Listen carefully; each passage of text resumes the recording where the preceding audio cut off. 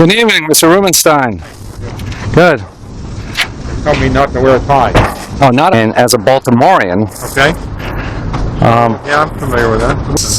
Baltimore, when I was growing up, had 939,000 people. We've got 450,000 now. Yeah. Half the population. Secondly, they leave the country in syphilis, illiteracy, murder, other things. I mean, the city's falling apart. Also, their leaders sometimes they wind up in jail. So, a lot of problems. I would say it's tough. Or also, all the money managers have moved out. Lake Mason was sold. Yeah. Hero Price is really in the suburbs. Alex Brown was sold. I mean, there's not many things there. There's not that much there, honestly. You've been to downtown Baltimore lately. It's bad. People have been in Inner Harbor. While they're shopping, they get mugged.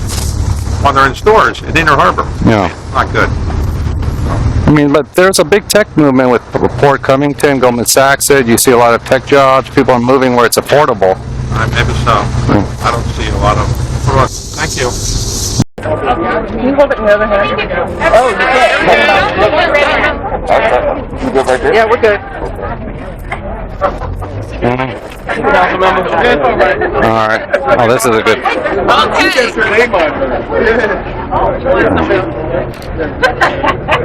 Okay, on the count of 3.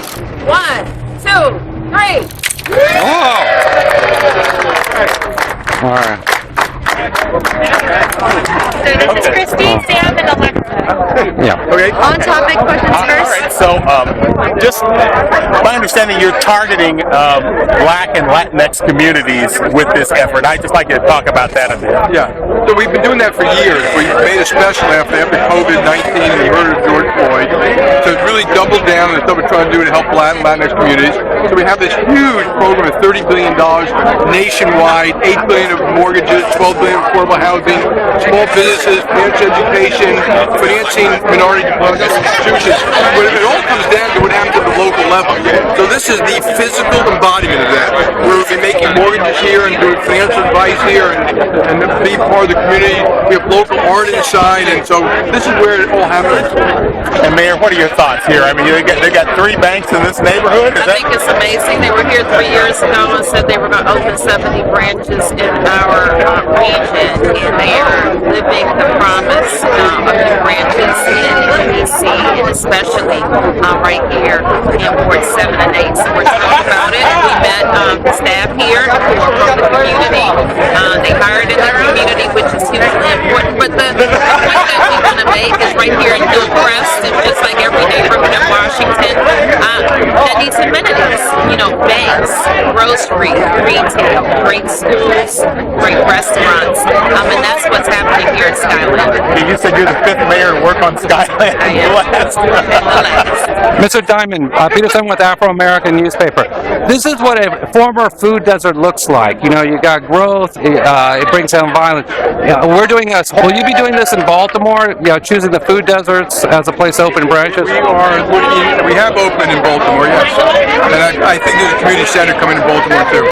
David Solomon, we're doing, Mr. Solomon, we're doing a whole piece for the Afro-American newspaper in Baltimore on food deserts, and I just talked to Senator Warner, but Goldman Sachs, you've been doing a lot of investment in the Black community in Baltimore, giving money to the small businesses, so you'll be committed, continue to be committed to do that? Oh, we continue to be committed to that. We have a number of programs that continue to get resources. We're very involved in that. And then you're competing with Jamie Dimon, who can do the better, more business on that. Jamie Dimon, I compete on a lot of things. Okay, thank you, sir. Thank you. Really good guy. All right, thank you. But see, when you say what you want, that's a word we don't even say what we want. Why not? So pretty much, no. What has happened historically is just they've given what you get, even education, secondary, everything else. Opportunity would say people had opportunity. Oh yeah. People took advantage of the opportunity, and when they do snatch the opportunity, it's profit. Okay, and so now, as I said, none of this is owned by anybody we know. No. Not at all. So I'm not impressed. Just because of name, all that, I'm not impressed with that. Yeah. Not at all. Not whatsoever. But if we can get a cut, a slice of the pie Oh, yeah. from the government, not necessarily private funds, and we, okay, fine, I'm good with that. But Okay. any other way, no, I'm not. Alright. I'm not impressed. Okay. So we've been throwaways forever. Throwaways. But, here's Chase. Oh, this is fun. Hey, how you doing? Oh, nice. Hey, how you doing? Hey, how you doing? Hard to believe what they've done here. Yeah, you got the Lido, because 25% of Baltimore is in a food desert, so... Right. And you have a McDonald, which is minority owned. The Bell family owns 28 of those. Huh. And so, were you part of the financing of the package, or We did finance it, yes. for how much? Oh man, I don't get into those details. But you did you did finance it. But so I'm pretty sure we did. okay, and then I mean, this is a perfect place to build up. You have Morgan State University. You have a nice community around it, not underserved. Yeah. Is this part of an opportunity zone? I'm not sure. You're not sure? Because Port Covington is with Kevin Plank. Yeah. I don't think it is. Yeah, it's possible, and then your branch opening a branch is really important. Yep. Why is it so important to open a branch in something like this area? Well, we were opening branches in a number of underserved communities. Yeah. And it's good business. It's good business. Yeah. A lot of untapped opportunities, and like this, you wouldn't have gotten this if you weren't. The loan, you mean? Yeah, I mean, this is a good business, right? Yeah.